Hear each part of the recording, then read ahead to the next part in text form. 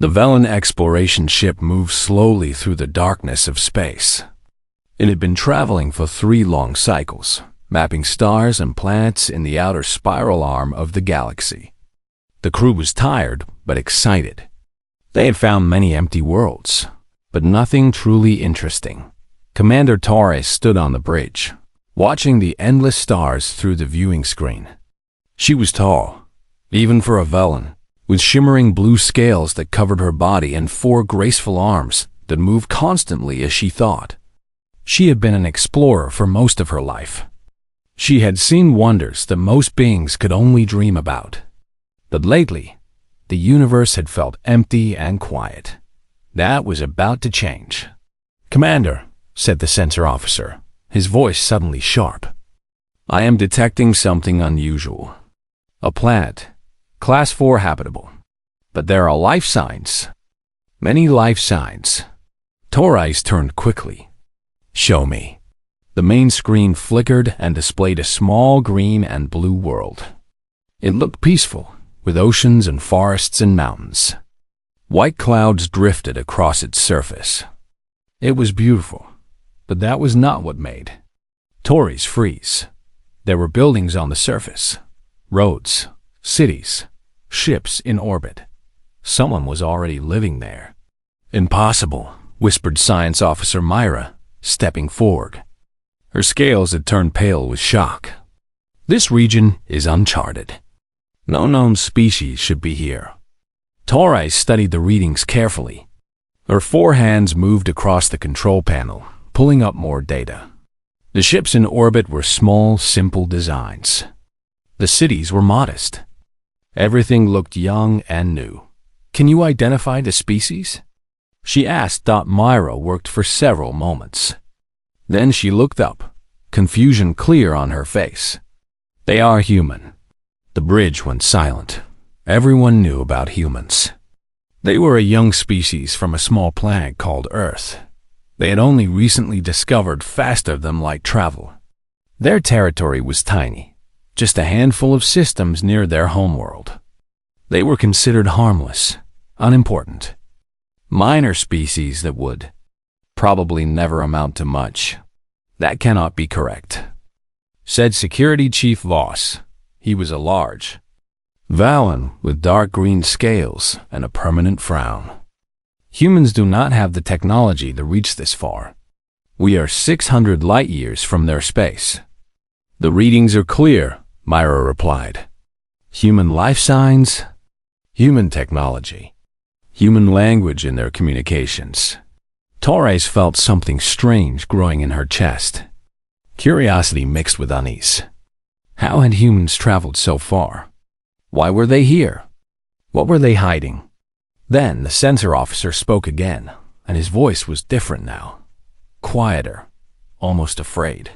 "Commander, there is something else. In orbit around the planet. You need to see this." The screen changed dot at first. Torres did not understand what she was looking at. It looked like a field of debris, a ring of broken metal and shattered hulls circling the planet. But as the image became clearer, she realized the truth. They were ships. Thousands of them. Massive warships, larger than anything Torres had ever seen. They were broken and dead, floating in an endless graveyard above the human colony. Their designs were unfamiliar, angular, and aggressive, built for destruction. Some were still burning, even after what must have been many years. "By the ancestors," Voss breathed. "What happened here?" No one answered. No one could. Torres moved closer to the screen, studying the wreckage. These were not human ships. The technology was different, more advanced. These were warships from another species entirely, and they had all been destroyed. "The humans," Myra said slowly, as if she could not believe her own words. "The humans did this?" Torres did not reply. She was counting the wrecks. 100, 200, 300. More than 300 warships, reduced to burning metal and floating corpses. Below them, the human colony sat peacefully on the planet's surface. Small, quiet, Innocent. What kind of people could do this? Torres made her decision quickly. She had to know the truth. Prepare a landing party, she ordered. Myself, Science Officer Myra, and Security Chief Voss. We will make contact with the humans. Voss stepped forward immediately. Commander, I must advise against this. We do not know what we are dealing with. Those warships were destroyed by something. Something powerful. It would be safer to observe from a distance. I understand your concern, Torres said calmly. But I must know what happened here. The hegemony must know. If there is a threat in this region, we need to understand it. She looked back at the graveyard of ships, still glowing faintly in the cold darkness of space. And if the humans destroyed those ships, she added quietly, I want to know how. The shuttle descended through the atmosphere of the planet. Torres watched through the window as clouds parted and the land appeared below. Green fields, blue rivers, small towns connected by simple roads that had looked so peaceful, so ordinary. But Torres could not forget what she had seen in orbit. The shattered warships, the endless graveyard. Someone had fought a terrible battle here. Someone had won. The shuttle landed near a coastal settlement. Fishing boats floated in a calm harbor. Simple houses lined the streets. People walked and worked and talked, going about their daily lives. They did not look like warriors. They looked like farmers, fishermen, ordinary people living ordinary lives. A small group approached the shuttle. At the front was a woman, perhaps 50 years old, with gray hair and a calm face. She moved without fear, without hesitation. Her eyes studied the Velans carefully, taking in every detail. Welcome to New Bizin, she said. Her voice was warm but measured. My name is Yuna. I lead this colony. Torres stepped forward, her scales shifting nervously despite her attempts to stay calm. I am Commander Torres of the Velan hegemony. We are explorers. We came to this region expecting to find empty space. We did not expect to find your colony. Yuna nodded slowly. We have been here for 23 years. We expected someone would find us eventually. The ships in orbit, Torres said carefully. The destroyed warships. Can you explain what happened? For a long moment, Yuna did not answer. She looked up at the sky, as if she could see the graveyard floating far above them. When she looked back at Torres, something had changed in her eyes. Something old and dark and dangerous. That is a long story, Commander, and not a pleasant one. She turned and began walking toward the village. Come, I will tell you about the Cath, and I will tell you what happened when they came to take our children. Torres followed, feeling the weight of those words settle into her bones. Around them, the colonists continued their work, but she noticed how they watched the visitors. Not with fear or curiosity, with evaluation, as if they were deciding whether the Velans were a threat, as if they were deciding what to do about it. Yuna led the Velan delegation through the streets of the village. The morning sun was warm, and the smell of salt water drifted in from the harbor. Everything seemed so normal, so peaceful. Children ran past, laughing and playing. Old men sat on benches, talking quietly. Women carried baskets of fish from the boats. But Torres noticed things. Small things that did not fit. The children played, but they moved in organized groups, always staying close to adults. The old men on the benches sat at positions that gave them clear views of every street. The women with baskets walked in patterns, covering the village like guards on patrol. These people were watching everything. Always. Your village is beautiful, Myra said politely. How many people live here? In this village, about 8,000, Yuna replied. The whole colony has roughly 32,000 people now. Voss made a quiet sound of confusion. 32,000? Our records indicated human colonies of this type usually have more than 100,000 inhabitants. Yuna's expression did not change. We had 40,000 when the Keth came. We lost 8,000 in the fighting. The words hung in the air like a cold wind. 8,000 dead. 1/5 of the entire colony. Killed in battle. I am sorry for your losses, Turi said softly. Do not be sorry, Yuna replied. Be grateful. If we had lost, the Keth would have moved on to other worlds. Your worlds, perhaps. We stopped them here. They walked in silence after that. Tori's found herself studying the buildings more carefully. They looked simple from outside, but she noticed reinforced walls, hidden doors, windows placed at angles that would be perfect for shooting from. Every structure had been built or rebuilt with defense in mind. This was not a village. It was a fortress disguised as a village. Yuna led them to a small building near the center of town. Inside, it was cool and quiet. Photographs covered the walls. Thousands of photographs. This is our memorial, Yuna explained. Every person who died in the war. Every face. Every name. We remember them all.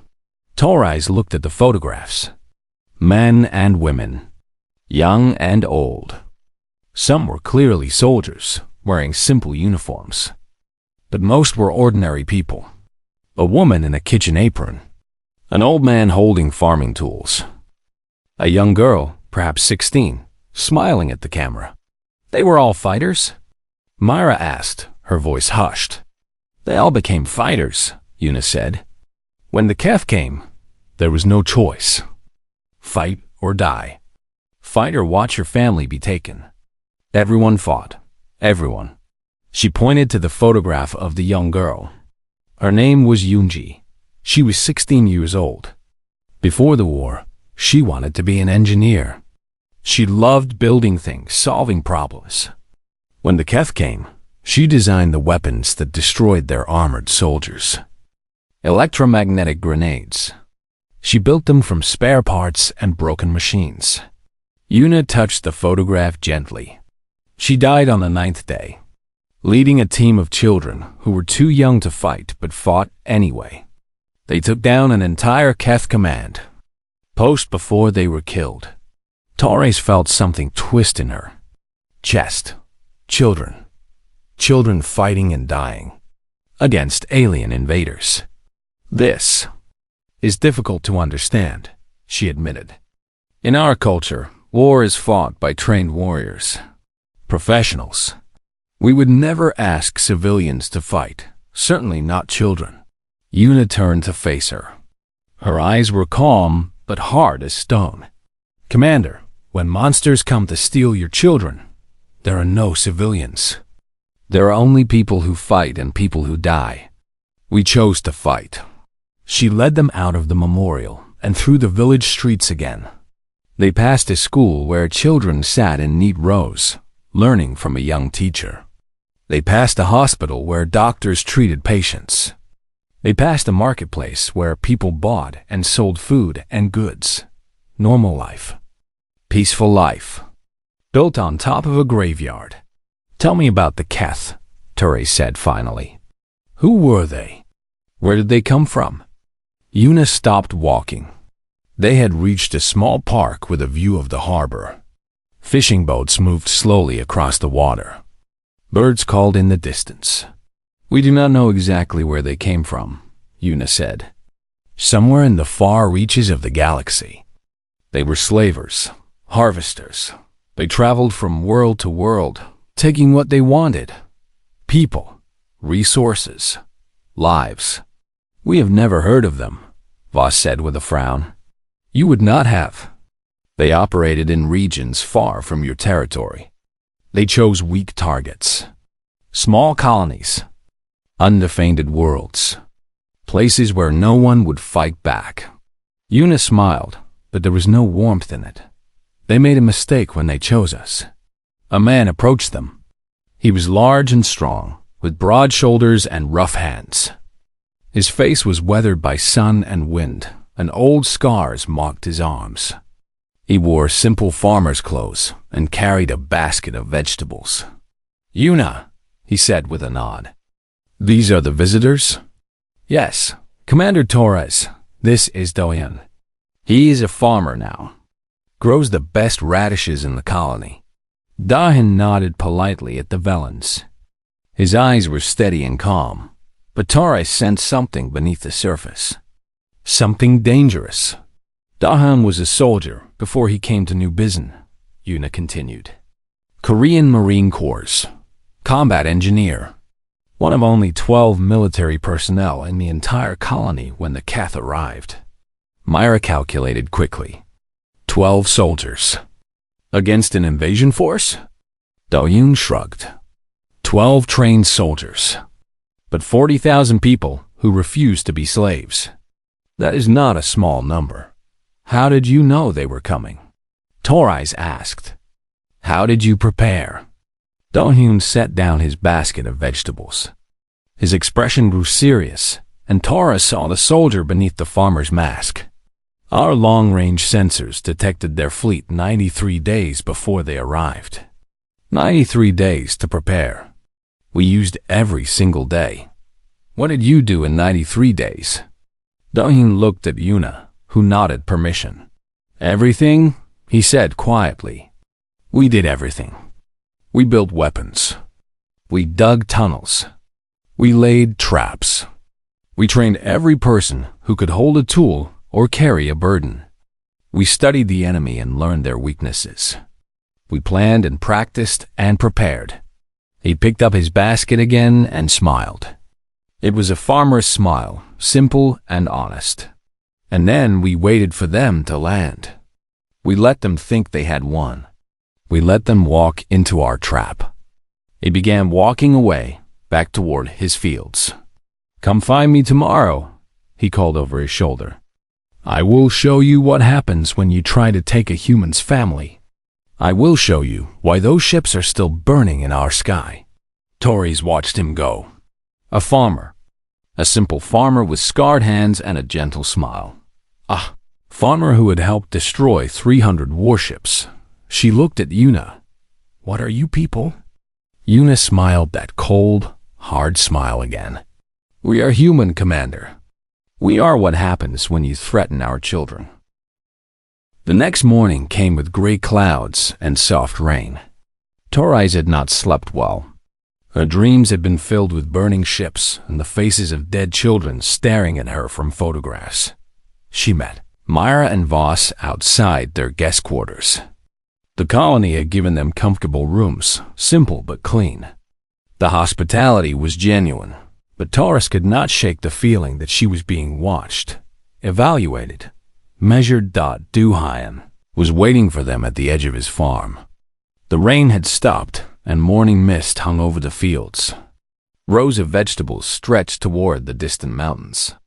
It was beautiful, peaceful, ordinary. Good morning, Dohyun said with a friendly nod. Did you sleep well? The accommodations were excellent, Torres replied carefully. Thank you for agreeing to speak with us. Yuna asked me to. She trusts you. Dohyun began walking toward an old barn at the edge of his property. She thinks you need to understand what happened here. Why we did what we did.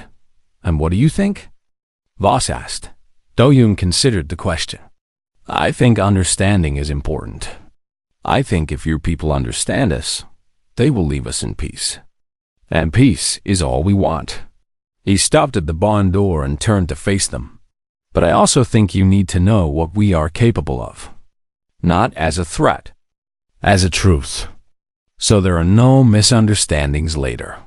He opened the barn door. Inside, preserved behind protective glass, was a collection of objects that made Torres's blood run cold.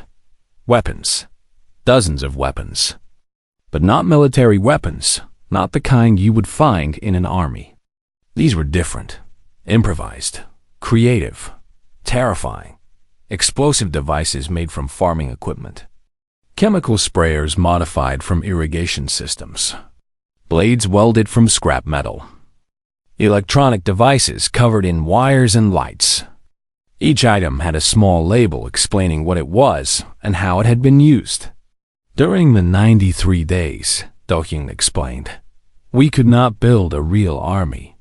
We did not have the materials or the time. So we used what we had. Farming tools, mining equipment, medical supplies, kitchen appliances.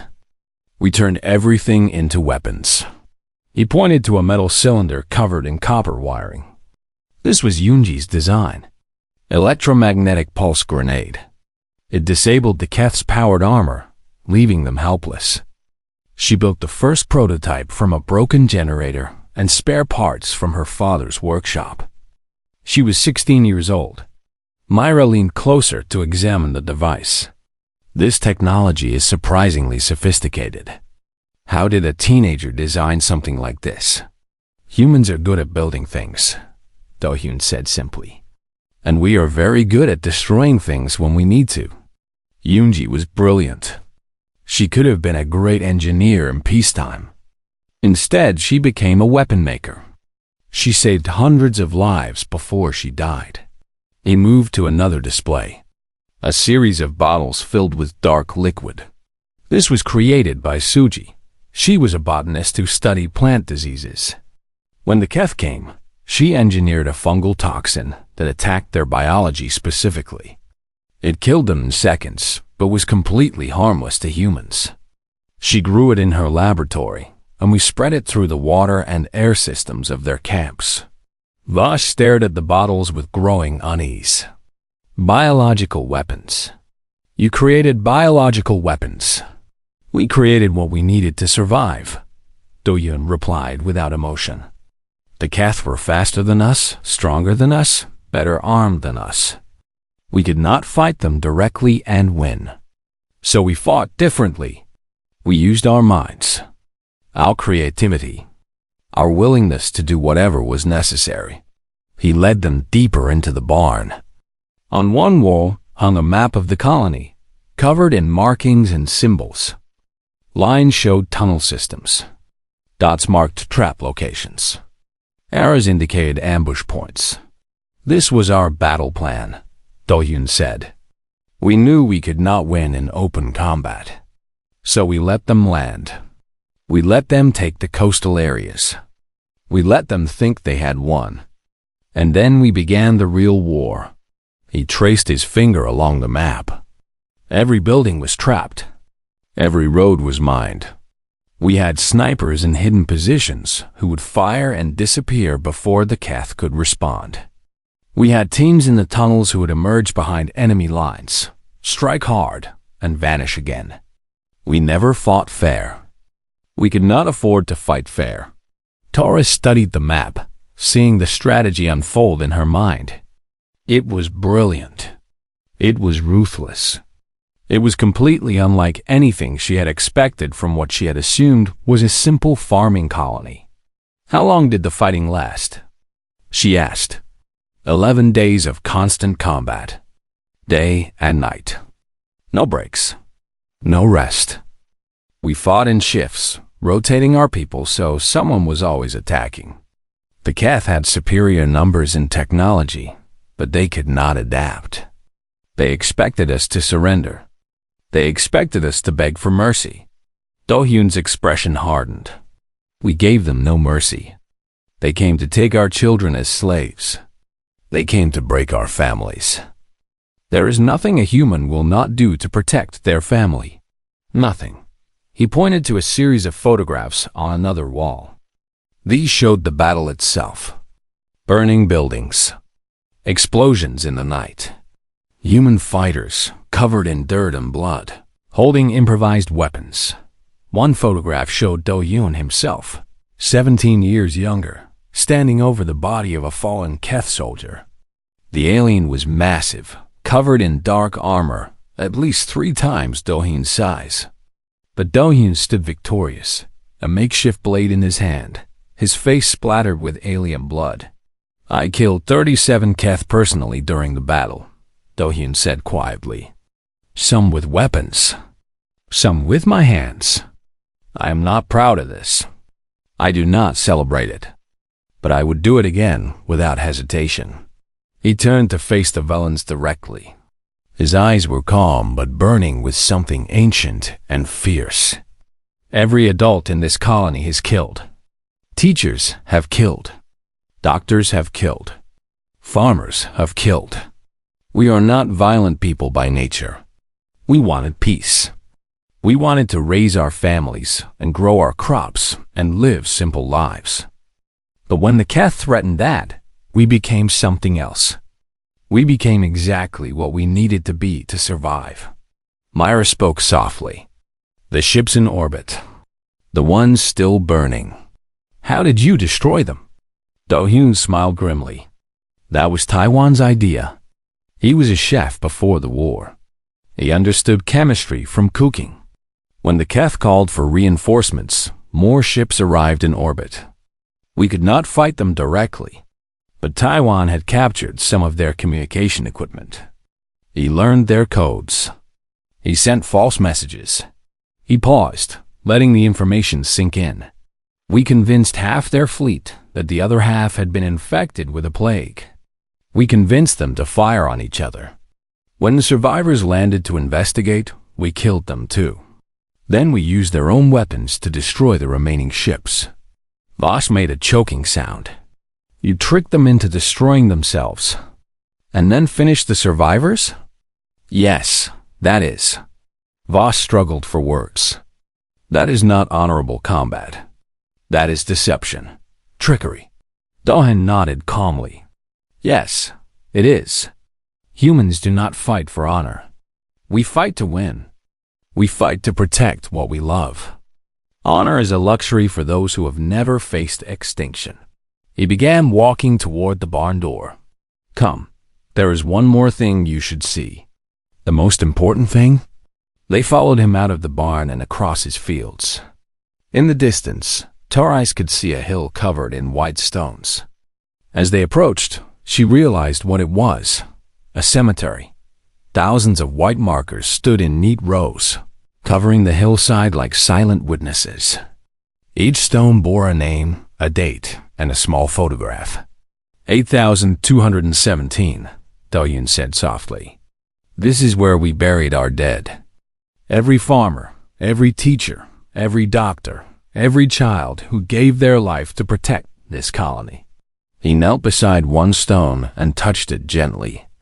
The photograph showed a young woman with kind eyes and a bright smile. My wife, Minji. She died on the 6th day, defending a group of children who were trying to escape through the tunnels. She killed 11 Keth before they killed her. She was a librarian. Taurus felt tears forming in her eyes. She had not expected to feel such emotion. But standing in this place, surrounded by the dead, she understood something important about humans. They were not warriors because they chose to be. They were warriors because they had no other choice. They fought and died and killed not for glory or conquest, but for love. For family. For the desperate, primal need to protect what mattered most.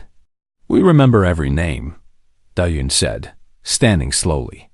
We tell their stories to our children. We will never forget what they sacrificed. And we will never let it happen again.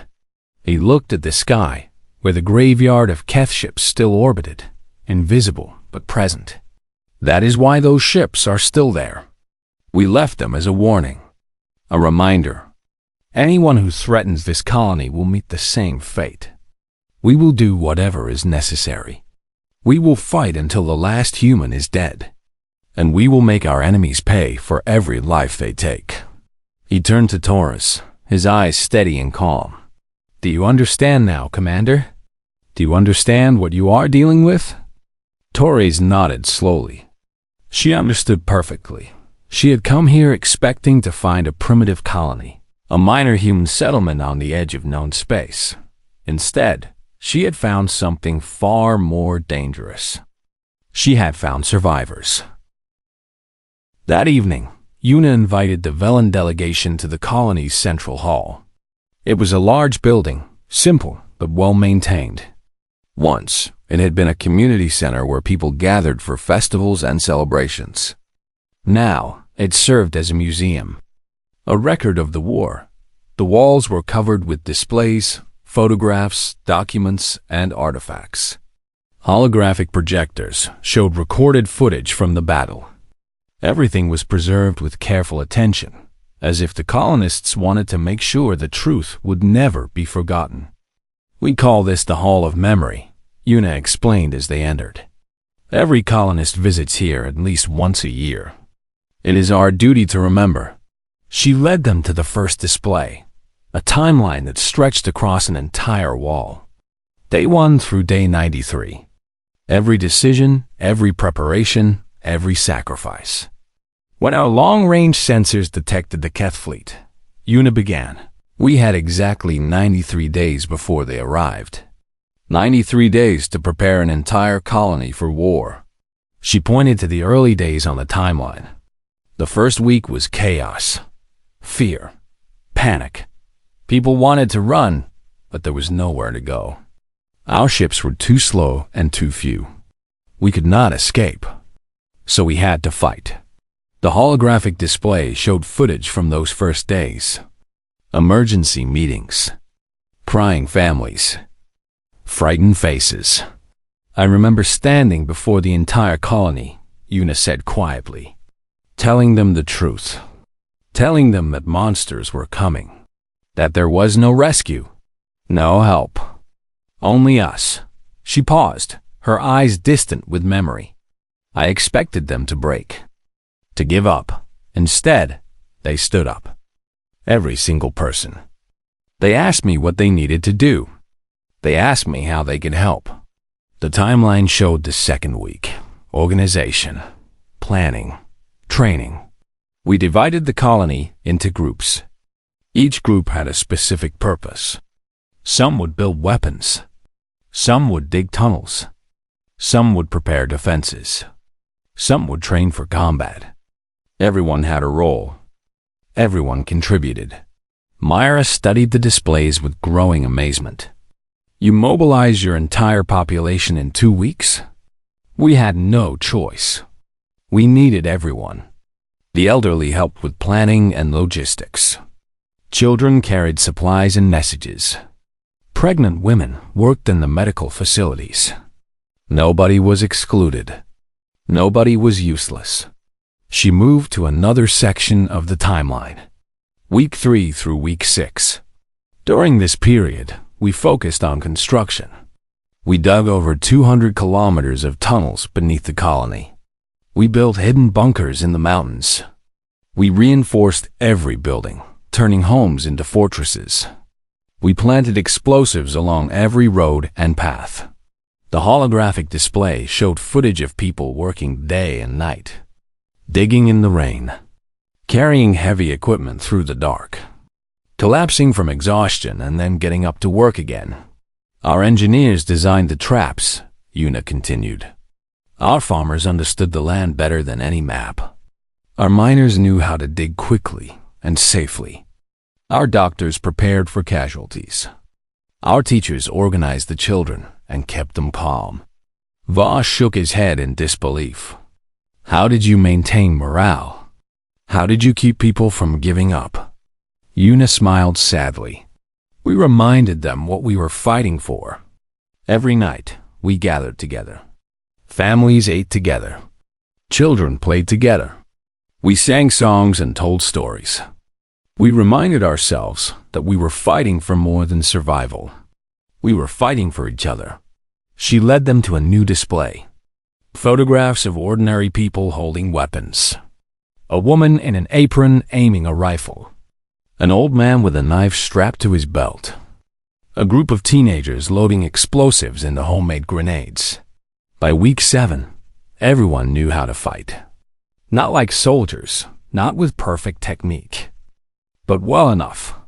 We taught them to shoot, to hide, to move through the tunnels. We taught them to kill quickly and silently. We taught them that fear was acceptable, but hesitation was death. The next display showed the weapons themselves. Row after row of improvised devices, each one labeled with the name of its creator. "Taiwan was our chef," Una said. pointing to a photograph of a man with kind eyes and flour on his apron. He understood chemistry from cooking. He created explosives from fertilizer and fuel. He designed chemical weapons from cleaning supplies. His kitchen became our weapons factory. She moved to another photograph. A young woman with glasses and messy hair. Suji was a botanist. She studied plants and fungi. In peacetime, she was trying to develop better crops for the colony.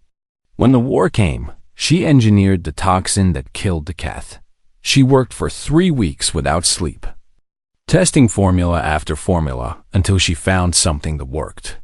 How did you know their biology? Myra asked. How did you create something that would affect them specifically? We captured one of their scout drones before the main fleet arrived. We studied it. We analyzed the biological samples on board. We learned everything we could about them before they even landed. Yuna's voice grew harder. The Keth thought we were primitive. They sent scouts without protection, assuming we would not notice. That was their first mistake. We noticed everything. The timeline moved into the final weeks. Week 10 through week 13. Final preparations. By the end, we were ready. Every trap was set. Every tunnel was complete. Every person knew their role. We had stored food and medicine in hidden locations. We had prepared for a long siege. She stopped at a photograph that showed the entire colony gathered together. Thousands of faces looking at the camera. Some smiled. Some looked determined. Some looked afraid but resolved. This was taken on day 92, the last day before the Keth arrived. We gathered everyone together one final time. We said goodbye to each other. We made promises. We prepared to die. Torre stared at the photograph. So many faces. So many ordinary people who had chosen to fight instead of surrender. What happened when they arrived? She asked quietly. Yuna's expression changed. The sadness disappeared, replaced by something cold and fierce. They arrived at dawn on day 93. 300 warships filling our sky. They broadcast demands for surrender. They said resistance was useless. They promised quick deaths for those who fought and slavery for those who submitted. She moved to a new section of the museum. The battle itself. We did not respond to their messages. We let them land. They sent down ground troops, thousands of soldiers in powered armor. They were confident, arrogant. They had done this many times before. They expected us to break. The holographic display showed footage of the Keth landing. Massive ships descending through the clouds. Alien soldiers marching in formation. Dark armor. Terrifying weapons. They looked unstoppable. They took the coastal areas first. The fishing villages. They found them empty. Everyone had already evacuated to the mountains and tunnels. The Keth thought we had fled in fear.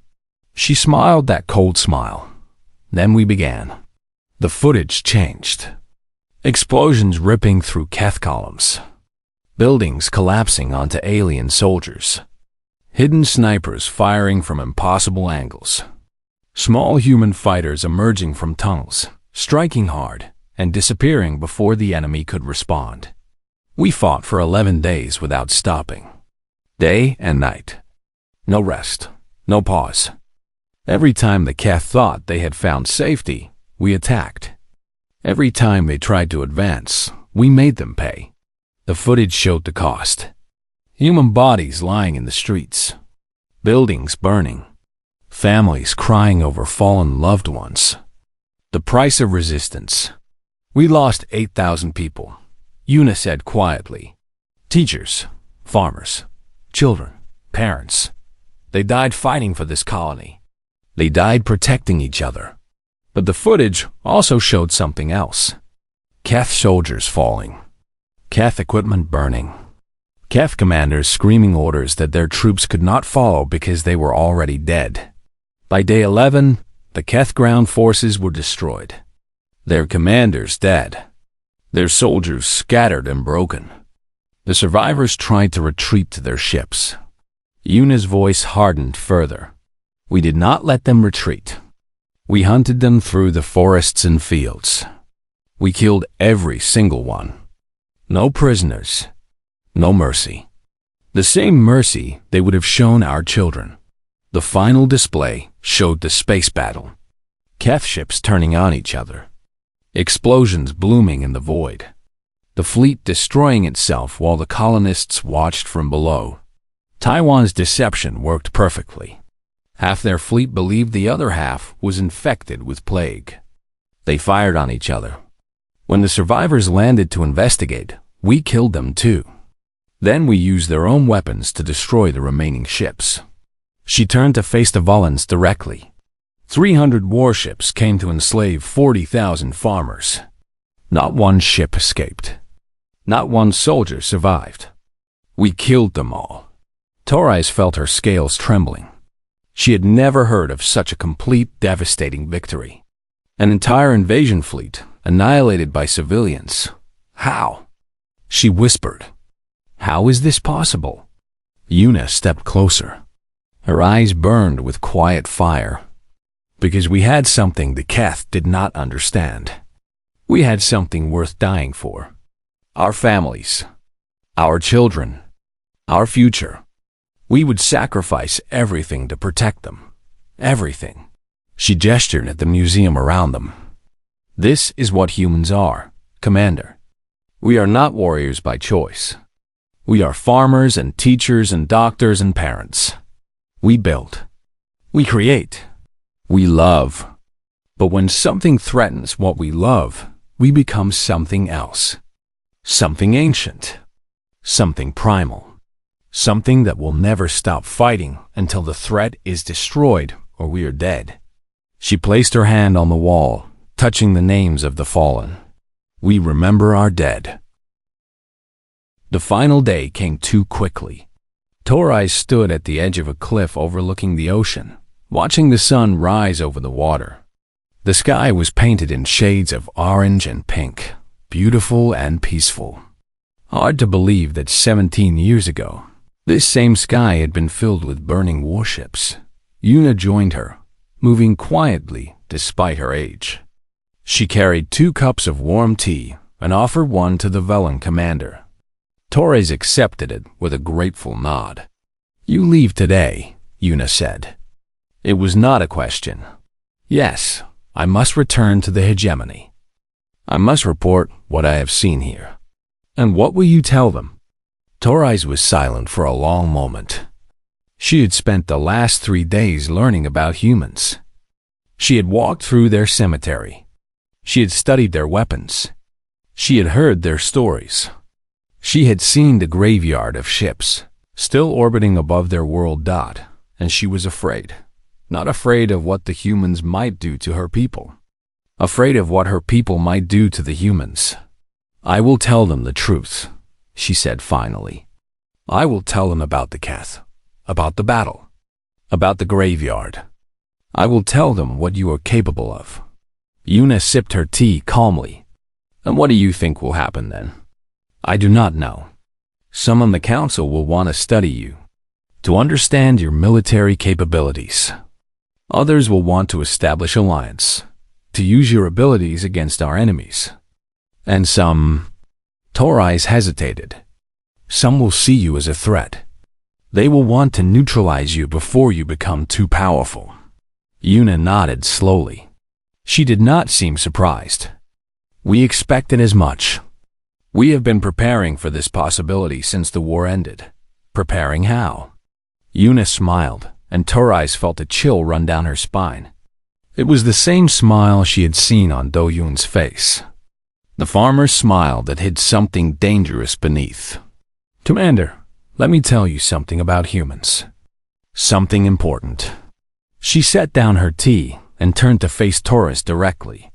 The morning light caught her face, showing the lines of age and experience. But her eyes were sharp, bright, and absolutely certain. We are not warriors by nature. We are farmers, teachers, artists, parents. We build things. We create things. We raise families and grow gardens and write poetry. This is who we are at our core. This is what we want to be." She paused, letting the words settle.